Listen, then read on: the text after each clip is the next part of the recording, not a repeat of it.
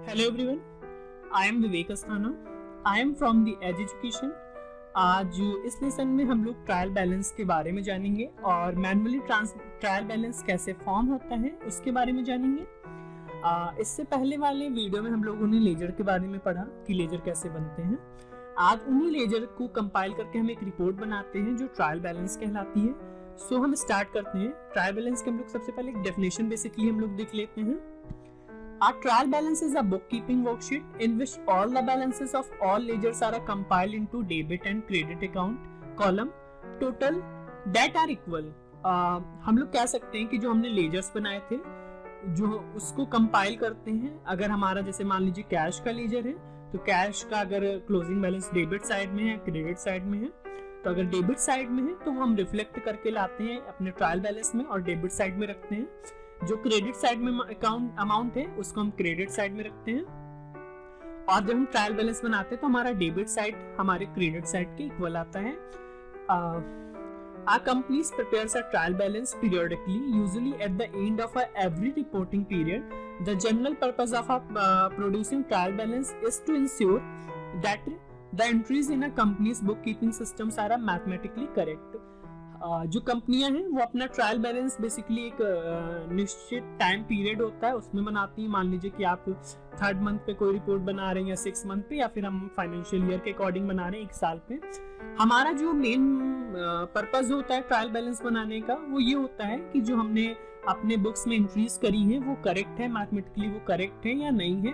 Trial balance में जब हम अपना ट्रायल बैलेंस बनाते हैं अगर हमारा ट्रायल बैलेंस मैच नहीं हो रहा है, कुछ इश्यूज आ रहे हैं, एरर्स आ रही है, तो हमें पता चलता है कि हाँ कहीं ना कहीं कुछ हमारी जनरल एंट्री में मिस्टेक हुई है या फिर हमारे लेजर में मिस्टेक हुई है। तो इससे हम अपना जर्नल और एक लेजर दोबारा चेक करते हैं कि कौन सी एंट्री हमारी रॉन्ग प्लेस हुई है।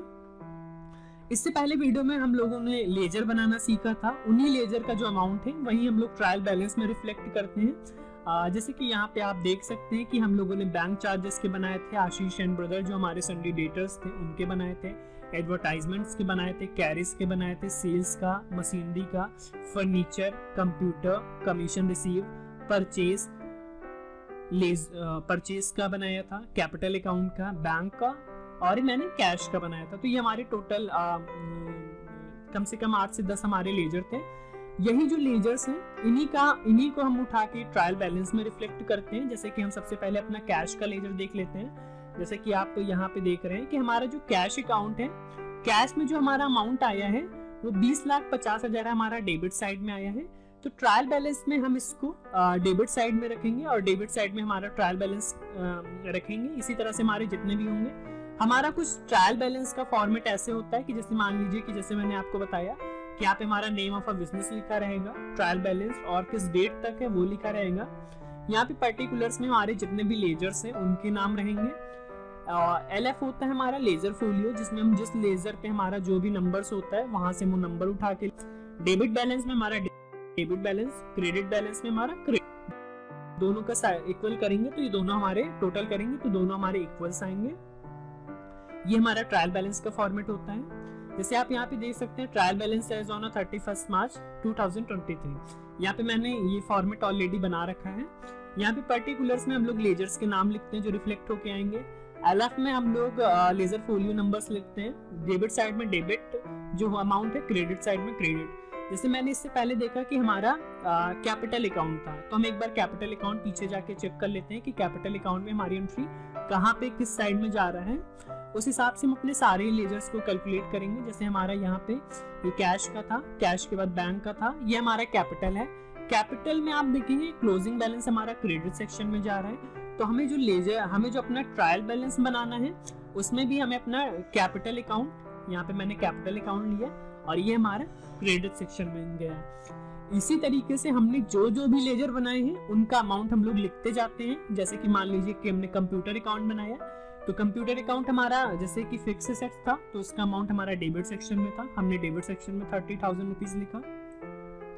हमारा फर्नीचर अकाउंट था, हमने उसको वो भी हमारा डेबिट सेक्शन में था। हमें अपने लेजर्स को जरूर देखते हुए चलना है क्योंकि मैंने ऑलरेडी बना के रखा है तो इसमें आपको शो होगा क्योंकि मैंने लेजर्स देख के ही सारी फॉर्मेटिंग करी है। मशीनरी ये हमारा 3 लाख रुपीज है। उसके अलावा हमारा सन्डी डेटर्स, ये हमारा 50,000 है। कैश इन हैंड में जितना भी हमारा है वो डेबिट साइड में हो गया। हमारे बैंक अकाउंट्स में जितना पैसा है वो डेबिट साइड में हो गया। हमारा सेल्स हुआ था वो हमारा क्रेडिट सेक्शन में जाएगा। परचेज अकाउंट वो हमारा डेबिट सेक्शन में जाएगा।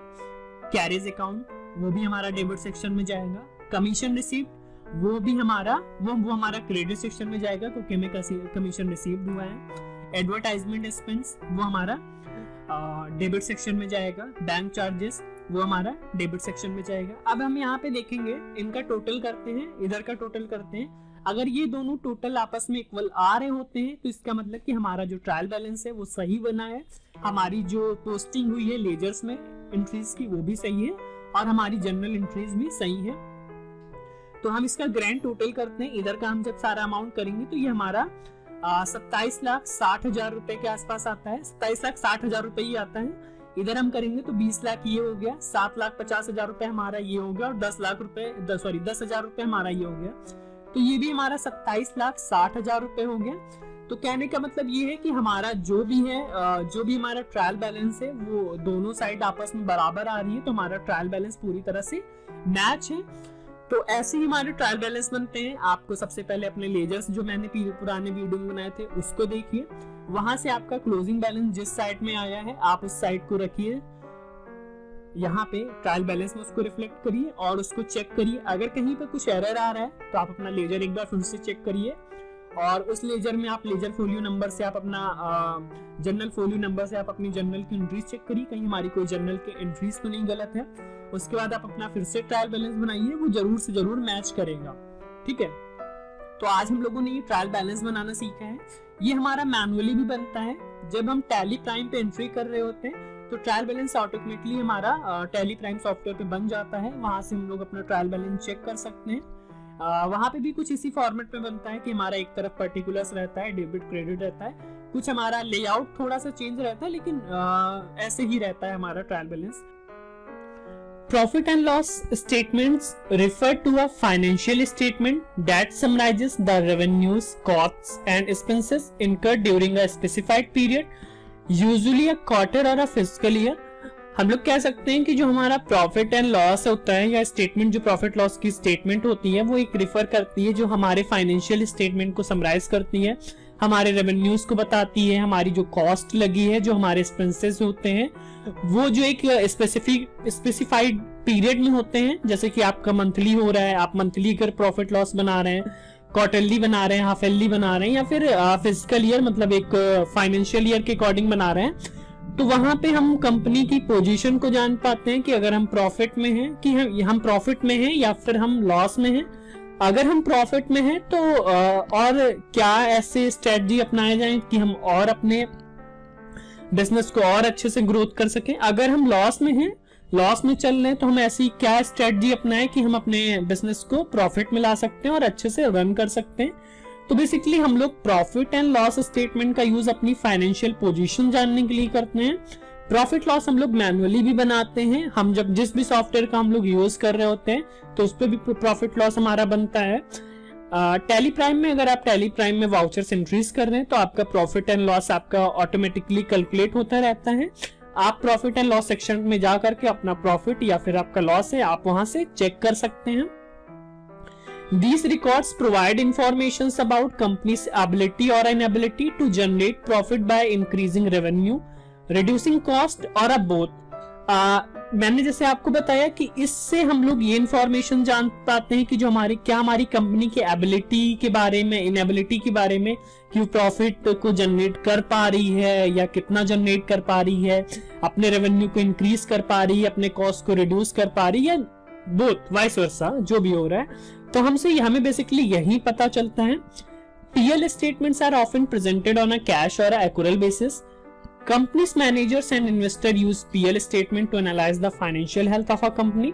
हमारी जो PL statements है हमारे कैश या accrual basis पे प्रोवाइड होती है, ठीक है, प्रेजेंट करी जाती है। कंपनी के जो मैनेजर्स हैं, इन्वेस्टर्स हैं या जो भी हमारे PL स्टेटमेंट्स को बनाते हैं तो हम इसको दूसरों के सामने रिप्रेजेंट करते हैं कि हाँ हमारी कंपनी की जो फाइनेंशियल हेल्थ है काफी गुड है। अगर गुड है तो ही हमारे, मान लीजिए कि आपकी कंपनी है उसमें आपको इन्वेस्टमेंट लेना है तो आपको अपनी प्रॉफिट एंड लॉस स्टेटमेंट लोगों के सामने रखनी पड़ेगी, जो भी आपके इन्वेस्टर्स हैं उनको दिखाना पड़ेगा कि हमारी हेल्थ ऑफ अ कंपनी क्या है, तभी वो इन्वेस्ट करेगा। तो हम अपने कंपनी मैनेजर्स या इन्वेस्टर्स हमारी प्रॉफिट एंड लॉस स्टेटमेंट का एनालाइज करते हैं और अपनी financial health of a company को जानते हैं कि कंपनी की हेल्थ जो है कैसी है, फाइनेंशियल हेल्थ कैसी है। हमने यहाँ पे एक प्रॉफिट लॉस का जो हमने इससे पहले ट्रायल बैलेंस में एंट्रियां करी हैं, उन्हीं को समराइज वे में हम लोगों ने यहाँ पे प्रॉफिट लॉस अकाउंट बनाया है।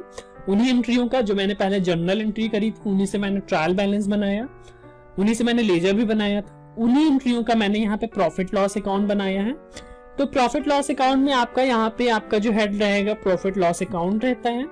आप यहाँ पे डेट मेंशन कर देते हैं कि हमारा किस डेट से किस डेट तक का है, कंपनी का नाम आप मेंशन कर सकते हैं। इस तरफ हमारा पर्टिकुलर्स रहता है, यहाँ पे हमारा अमाउंट का सेक्शन रहता है, यहाँ पे हमारा पर्टिकुलर्स रहता है, यहाँ पे भी हमारा अमाउंट का सेक्शन रहता है। एक तरफ हम लोग ये लिख रहे होते हैं कि हमारे पास आउट क्या हो रहा है और हमारे पास इन क्या हो रहा है। तो जैसे आप यहाँ पे देख सकते हैं कि हम परचेज अकाउंट्स में हम कोई चीज जब परचेज कर रहे होते हैं तो पेमेंट कर रहे होते हैं, तो हमने टोटल यहाँ पे कितने की पेमेंट करी है वो लिख रहा होता है। यहाँ पे जैसे मैंने टोटल 4 लाख रुपए की पेमेंट करी है और यहाँ पे हमारा जो सेल हुआ है वो 7,50,000 रुपए का हुआ है। तो अगर हम परचेज और सेल को ही सिर्फ देखें तो सेल में से हम परचेज माइनस करेंगे तो वो कहीं ना कहीं हमारा रेवेन्यू कहलाएगा, क्योंकि हमने सेल में से हमने सेल ज्यादा का किया है, परचेज हमारा कम किया है, तो कहीं ना कहीं अभी हम प्रॉफिट में हैं। लेकिन उसके अलावा भी हमारे जो डायरेक्ट एक्सपेंसेस होते हैं हम उनको अपने इसी में इंक्लूड करते हैं, वो भी क्योंकि वो हमारे प्रोडक्ट पे हुए हैं तो वो भी हम ऊपर ही वाले सेक्शन में लिख देते हैं। हम मान लेते हैं कि जो हमने सेल की उसके अलावा भी हमारा कुछ स्टॉक अभी बचा हुआ है 20,000 के आसपास का। तो हमारा जैसे सेल था 7,50,000 का, क्लोजिंग स्टॉक हमारे पास 20,000 का था, तो जो हमारे पास अमाउंट है वो 7,70,000 रुपीज अभी हमारे पास है। उसमें से हमने जो परचेज करी थी वो 4 लाख रुपीज की करी थी और जो हमारे डायरेक्ट एक्सपेंसेस हुए थे वो 10,000 के हुए थे।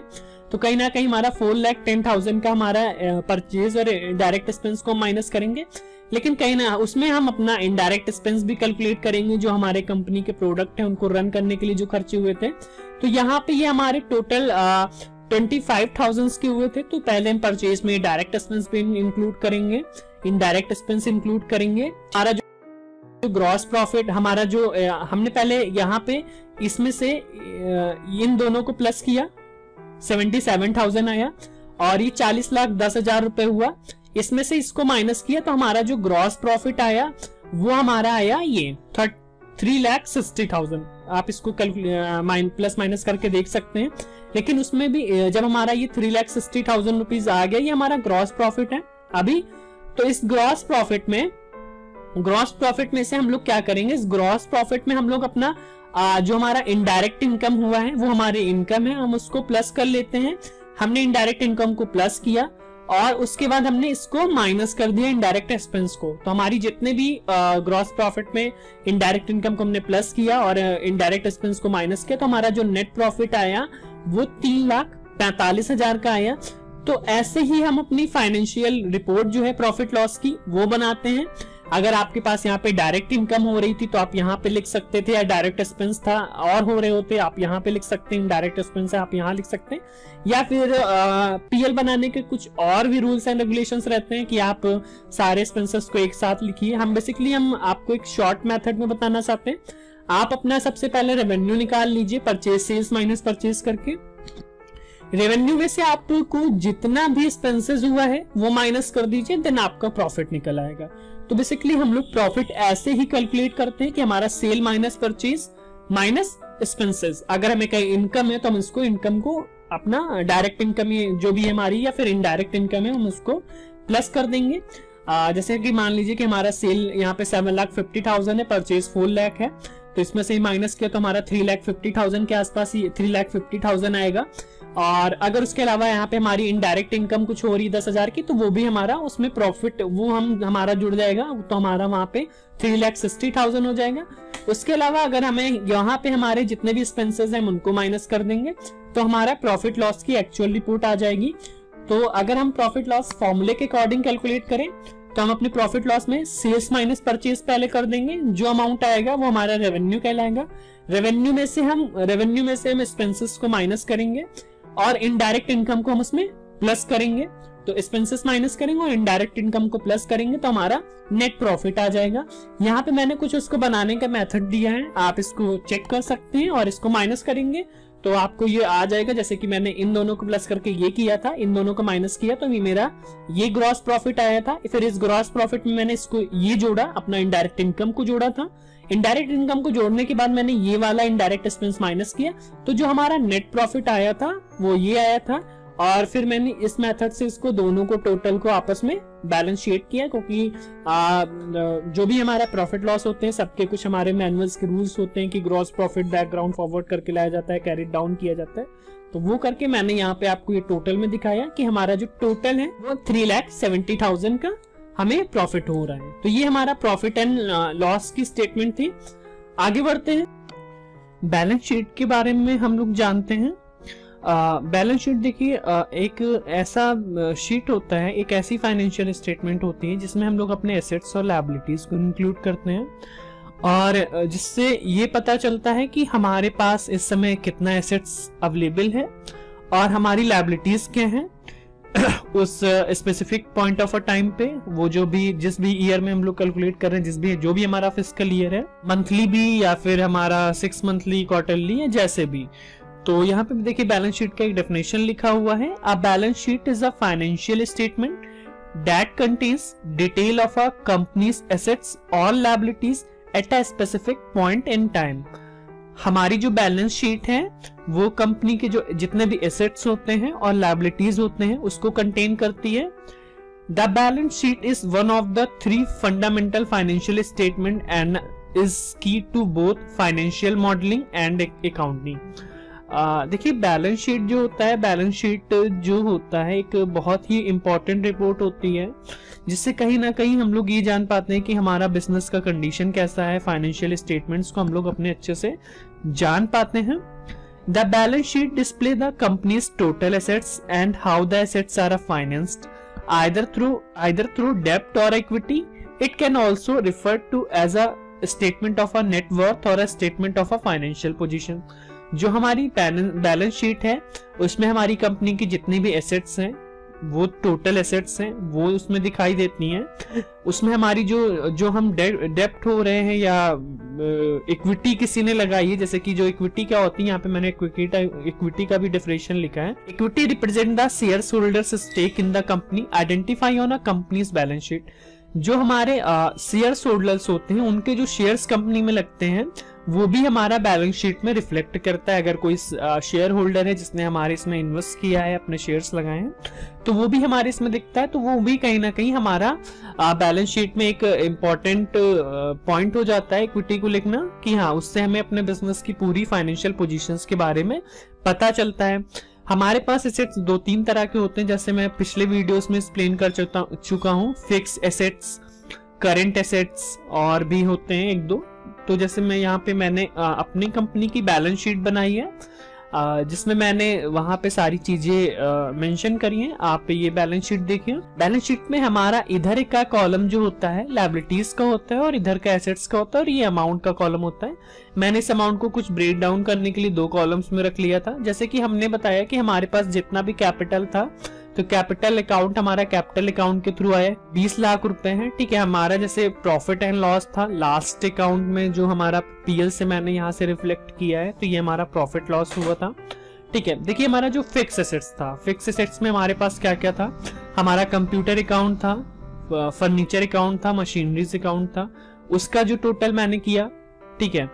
और हमारा जो करंट एसेट्स था उसमें हमारे पास मान लिया कि मेरा जो स्टॉक था लास्ट में उसका जो लास्ट में हमने एक निकाला कि हमारा जो क्लोजिंग स्टॉक है वो 20,000 किया है, तो मैंने यहाँ पे क्लोजिंग स्टॉक को भी अपने मेंशन किया। हमारे जो संडी डेटर्स हैं जिनको हमें पैसा देंगे वो उनका अमाउंट मैंने लिखा। हमारे पास इस समय कितना कैश अवेलेबल था और हमारे पास बैंक अकाउंट में कितना पैसा है। तो ये सारी तो हमारी एसेट्स हो गई, क्योंकि हमारा कंप्यूटर, फर्नीचर, मशीनरी ये हमारे फिक्स हो गए। करंट में हमारा क्लोजिंग स्टॉक हो गया, संडी डेटर्स हो गए, कैश इन हैंड हो गया और बैंक अकाउंट्स हो गए। ये सारे हमारे करंट एसेट्स हो गए, क्योंकि कहीं ना कहीं ये सारा अमाउंट मेरा है। अगर कहीं पे हमारा डिपॉजिट भी होता तो भी हम इसी सेक्शन में लिखते, एसेट्स के सेक्शन में। और अगर इक्विटी होता वो भी हम लिखते कि हमारे पास इतना इक्विटी है, ठीक है। बट इसमें इक्विटी का नहीं था, क्योंकि मैं जो जर्नल एंट्रीज के अकॉर्डिंग ही मैंने बैलेंस शीट बनाई, तो उसमें कोई इक्विटी का कॉलम अभी नहीं था, तो मतलब ऐड नहीं हुआ था, इसीलिए इक्विटी को नहीं ऐड किया। यहाँ पे मैंने इसको ये जो आपका कैपिटल अकाउंट था प्रॉफिट लॉस रख के टोटल किया, तो ये हमारा 23,45,000 आया। इधर मैंने अपना ये करंट एसेट्स और फिक्स एसेट्स को रखा, 23,45,000 आया। हमारा बैलेंस शीट बिल्कुल एग्जैक्टली मैच हुआ, कहीं भी कोई एरर नहीं आया। तो ये शो करता है कि हाँ, बैलेंस शीट अगर हमारा मैच हो रहा है तो जो हमारे फाइनेंशियल स्टेटमेंट्स बनी है, जैसे कि हमारा प्रॉफिट लॉस बना है, हमारा लेजर बना है, हमारे प्रॉफिट लॉस हो गया, लेजर बना है, जर्नल्स बनी है, उसमें एंट्रीज जो पोस्ट हुई हैं उनकी पोस्टिंग एग्जैक्ट हुई है, करेक्ट हुई है, इसीलिए हमारा बैलेंस शीट में बैलेंसिंग दिख रही है। तो बैलेंस शीट का नाम ही कुछ ऐसा रखा गया कि हाँ वो बैलेंस है। इससे हम अपनी फाइनेंशियल पोजीशंस को बहुत अच्छे से जान सकते हैं। जैसे कि मान लीजिए कि हमारे पास assets, for the example assets हमारे पास 20,000 का है और लायबिलिटीज हमारे पास 30,000 का है। तो इस कंडीशन में हम लॉस की कंडीशन में, ठीक है, हम इंसॉल्वेंट भी बोल सकते हैं, सॉल्वेंट इंसॉल्वेंट जो वर्ड यूज हुए। तो अगर हमारा लायबिलिटीज ज्यादा है, एसेट्स कम है, तो हम लॉस की कंडीशन में है। बट अगर हमारा लायबिलिटीज कम है, मान लीजिए लायबिलिटीज सिर्फ 10,000 है और एसेट्स हमारा 20,000 है, तो कहीं ना कहीं हम अपनी लायबिलिटीज पे कर देंगे 10,000 रुपए, तब भी हमारे पास 10,000 रुपए बच जाएंगे। तो उस कंडीशन में हम लोग प्रॉफिट की कंडीशन में होते हैं। तो बैलेंस शीट हमारे बिजनेस की फाइनेंशियल पोजीशन को रिफ्लेक्ट करता है कि हाँ हमारा बिजनेस कैसा रन कर रहा है, उसकी फाइनेंशियल पोजीशन कैसी है। तो बैलेंस शीट हर एक बिजनेस में बनाना बहुत ही मैंडेटरी है, ताकि जिससे हमारे बिजनेस की फाइनेंशियल पोजीशन पता चल पाए और आगे आने वाले समय में हम लोग अपने बिजनेस ग्रोथ के लिए अच्छे से तैयार हो सकें कि हमें क्या ऐसे पॉइंट ऑफ मतलब अपनाने चाहिए, ऐसे पॉइंट्स को हमें यूज करना चाहिए कि हमारा बिजनेस और ग्रोथ कर सके। जैसे ये हमारा टैली का इंटरफेस है, तो जो मैंने आपको मैनुअल रिपोर्ट्स बनाई थी वो आप टैली में भी चेक कर सकते हैं। जैसे यहाँ पे हमारा सबसे पहले डे बुक का ऑप्शन होता है, हम लोग जो वाउचर्स एंट्रीज करते हैं वो चेक कर सकते हैं। मैं बेसिकली आपको वो रिपोर्ट बता दे रहा हूँ जो हम लोग बना चुके हैं। सबसे पहले गो टू ऑप्शंस पे आप जाएंगे। यहाँ पे अगर आपने जो भी लेजर्स बनाए हैं तो आप लेजर्स वाउचर में जा करके अपने लेजर्स चेक करें। अभी इस कंपनी में मैंने कोई भी एंट्रियां नहीं करी है, इसीलिए कुछ भी नहीं शो कर रहा है। आप यहाँ पे लिस्ट ऑफ लेजर्स आपके सारे शो हो जाएंगे, कैश के, प्रॉफिट लॉस के, सन्नी डेटर्स के, परचेज के, फिक्स एसेट्स के, फर्नीचर, कंप्यूटर एक्सेट्रा जो भी हैं बने हैं। हम कैश में जाकर अगर क्लिक करेंगे तो हमें कैश में वही हमारा यहाँ पे वही कैश का लेजर बने मिलेगा। आपको यहाँ पे पर्टिकुलर्स और voucher types and voucher number, ये तो हमारा एज अ टैली प्राइम में रहता है। अगर मैनुअल देखें तो हमारा वहाँ पे पर्टिकुलर्स और डेबिट और क्रेडिट सेक्शन रहता है, और ओपनिंग बैलेंस हमारा क्या है और क्लोजिंग बैलेंस, और इधर हमारा करंट टोटल रहता है। तो हम अपने लेजर्स टैली प्राइम में चेक कर सकते हैं। जो हम लोगों ने मैनुअल बनाए हैं वो आपको टैली प्राइम में ऑटोमेटिक बन के आते हैं, आप यहाँ से चेक कर सकते हैं। बैलेंस शीट है, आप बैलेंस शीट में यहाँ पे बैलेंस शीट में जाकर के आप अपनी बैलेंस शीट चेक कर सकते हैं। सेम उसी मेथड से बनती है। इधर हमारी लायबिलिटीज रहती है, इधर हमारे एसेट्स रहते हैं। ऑल्ट F1 करेंगे, ऑल्ट F1 करने से हमारा वो डिटेल्ड वे में आ जाता है कि हमारी जो चीजें हैं, जैसे कि वहां पे अगर फिक्स एसेट्स है तो फिक्स एसेट्स कहाँ कहाँ पे हैं, कंप्यूटर में, फर्नीचर में, ये तो वो सारी चीजें हो जाती हैं। यहाँ से हम लोग अपना बैलेंस शीट चेक कर सकते हैं। यहाँ पे लायबिलिटीज हो गया, यहाँ पे हमारा एसेट्स हो गया, यहाँ पे हमारा टोटल शो हो जाता है। यहाँ पे कुछ और भी ऑप्शंस रहते हैं जो आगे आपको मैं एक्सप्लेन करूंगा कि आप बैलेंस शीट में किस तरह से कॉन्फ़िगर कर सकते हैं। हमारा प्रॉफिट एंड लॉस है, ये हमारा प्रॉफिट लॉस है। यहाँ पे भी आपको प्रॉफिट लॉस जैसे मैंने आपको बताया था सेम उसी मेथड से आपको यहाँ पे बना हुआ मिल जाता है। आप अपनी कंपनी का जो भी फाइनेंशियल ईयर है उस ईयर से यहाँ तक देख सकते हैं। यहाँ पे आपका जो भी नेट प्रॉफिट हुआ है और भी जो सारी डिटेल्स हैं वो यहाँ पे आपको मिल जाएंगी। आप अपना प्रॉफिट लॉस यहाँ से चेक कर सकते हैं। जो मैनुअल था वो सेम एज उसी तरीके रहता है, कुछ चेंजेस होते हैं क्योंकि ये टैली प्राइम में है और वो मैनुअल है तो थोड़ा सा चेंजेस रहते हैं, बट हाँ आपको यहाँ से मिल जाता है। और एक लास्ट आता है ट्रायल बैलेंस। तो ट्रायल बैलेंस के लिए हमें यहाँ पे डिस्प्ले मोड रिपोर्ट्स में जाते हैं। यहाँ से हमारा सबसे पहले ऑप्शन आता है ट्रायल बैलेंस का, इस पे क्लिक करते हैं तो ये हमारा यहाँ से हम लोग अपना ट्रायल बैलेंस चेक कर सकते हैं। ट्रायल बैलेंस में जैसे आपको बताया था कि हमारे जो लेजर्स हैं वो रिफ्लेक्ट होके आते हैं। इस तरह पर्टिकुलर्स में आपकी लेजर लिखी होंगे, अगर अमाउंट डेबिट सेक्शन में है तो डेबिट सेक्शन में, क्रेडिट सेक्शन में है तो क्रेडिट सेक्शन में है। आप इसको देखने के कुछ मेथड होते हैं कि ग्रुप वाइज, लेजर वाइज आप चेक कर सकते हैं। ग्रुप्स को मैं आगे एक्सप्लेन करता हूँ। तो ये रिपोर्ट्स हैं जहां से हम लोग टैली प्राइम में अपनी रिपोर्ट्स को चेक कर सकते हैं।